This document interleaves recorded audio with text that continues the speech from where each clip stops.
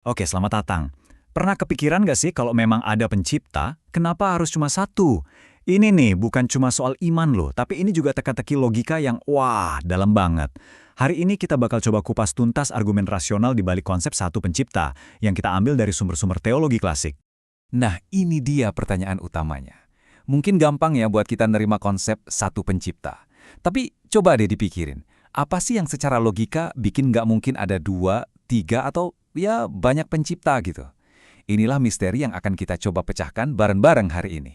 Jadi pertanyaan dasarnya simpel, satu atau banyak.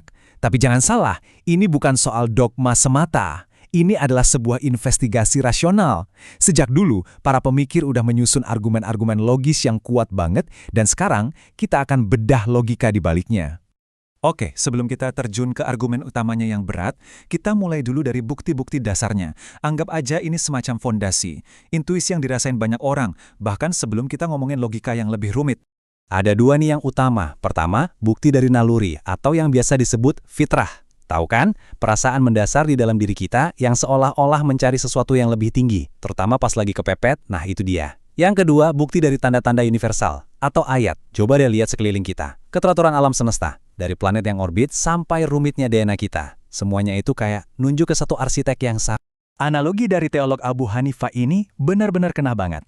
Coba bayangin ya, ada kapal di sungai, tiba-tiba dia bongkar muat sendiri, terus balik lagi, semua tanpa kapten. Pasti kita bilang, nggak mungkin kan? Nah, kalau kapal aja kita anggap mustahil tanpa nahkoda, gimana ceritanya kita bisa nerima alam semesta yang jauh lebih kompleks ini berjalan tanpa ada satu perancang dan pengatur? Oke, intuisi udah. Sekarang kita masuk ke logika murni. Siap-siap ya, karena disinilah bagian paling serunya. Inilah inti dari argumen kita.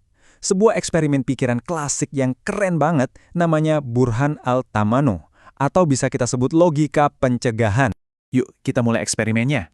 Coba bayangkan, cuma buat main-main pikiran aja nih ya, ada dua pencipta. Dua-duanya sama-sama maha kuasa. Punya kekuatan absolut buat ngelakuin apa aja yang mereka mau. Kira-kira, apa yang bakal terjadi? Oke, sekarang kita ciptain skenario konflik.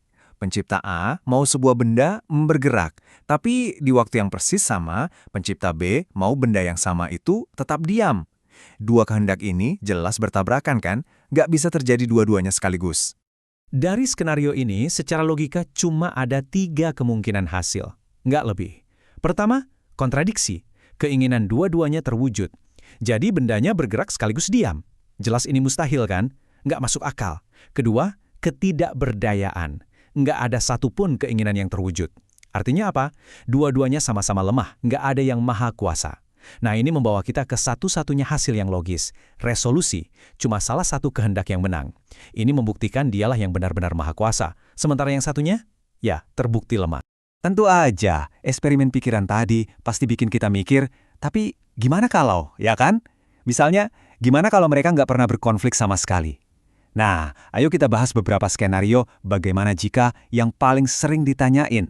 Nah, ini pertanyaan cerdas. Gimana kalau mereka itu super bijaksana, jadi nggak akan pernah beda pendapat, mereka pasti selalu setuju pada keputusan yang paling baik. Jadi konflik nggak akan pernah ada. Masuk akal kan kedengerannya? Coba kita lihat jawabannya. Nah, ini dia jawabannya. Dan ini poin kuncinya. Masalahnya bukan apakah mereka akan berselisih, tapi apakah mereka bisa berselisih. Dalam argumen logika, kemungkinan adanya konflik itu saja sudah cukup untuk meruntuhkan semuanya. Adanya potensi perselisihan itu sendiri udah nunjukin adanya kelemahan. Lagi pula, coba deh bayangin situasi lain. Gimana kalau ada beberapa pilihan yang sama-sama baiknya? Keputusan akhirnya bukan lagi soal kebijaksanaan, tapi soal kehendak murni. Nah, kehendak siapa yang akhirnya dipakai? Kita balik lagi deh ke masalah awal. Ada dua kehendak yang bisa jadi berbenturan. Oke. Sanggahan lain yang juga sering muncul nih. Gimana kalau mereka bagi-bagi wilayah? Tuhan A ngurus alam semesta A, Tuhan B ngurus alam semesta B. Jadi nggak saling ganggu. Beres dong masalahnya? Coba kita bedah lagi. Nah, untuk menjawab pertanyaan tadi, kita perlu mundur selangkah dan lihat lagi, apa sih arti kekuasaan itu? Maksudnya jadi maha kuasa itu sebenarnya apa? Definisi dari maha kuasa atau Al-Qadir itu ya punya kuasa penuh atas segalanya. Titik. Kalau Tuhan A nggak punya kuasa di wilayahnya Tuhan B, artinya kekuasaan Tuhan A itu terbatas dong. Dan sesuatu yang kekuasaannya terbatas ya, per definisi, bukan maha kuasa. Jadi ide bagi-bagi wilayah ini justru menciptakan kontradiksi di dalam definisinya sendiri. Sekarang, kita masuk ke argumen yang lebih dalam lagi, dan mungkin agak berlawanan sama intuisi kita. Gimana kalau kesepakatan yang sempurna dan terus-menerus antara dua pihak itu bukan tanda kekuatan, tapi justru sebaliknya, tanda kelemahan? Pemikir besar Ibnu Taimiyah ngejelasin ini dengan keren banget. Dia bilang, kalau yang satu nggak bisa berkehendak atau bertindak tanpa ngikutin yang lain, itu artinya nggak ada satupun dari mereka yang berkuasa secara independen. Mereka jadi saling bergantung. Nah, ketergantungan ini kan kebalikan total dari konsep kekuatan absolut. Jadi, setelah kita jalan-jalan lewat lorong logika ini, apa kesimpulannya? Disinilah kita nemuin titik temu yang menarik banget antara penalaran akal murni dan konsep keesaan. Oke, kita rangkum ya poin-poin utamanya. Pertama, punya banyak Tuhan yang maha kuasa itu ujung-ujungnya pasti kontradiksi logis. Kedua, kemungkinan adanya konflik aja udah cukup buat ngebantai ide itu. Ketiga, definisi maha kuasa itu sendiri menuntut adanya satu kehendak tunggal. Keempat, ide bagi-bagi wilayah itu nunjukin kelemahan, bukan kekuatan.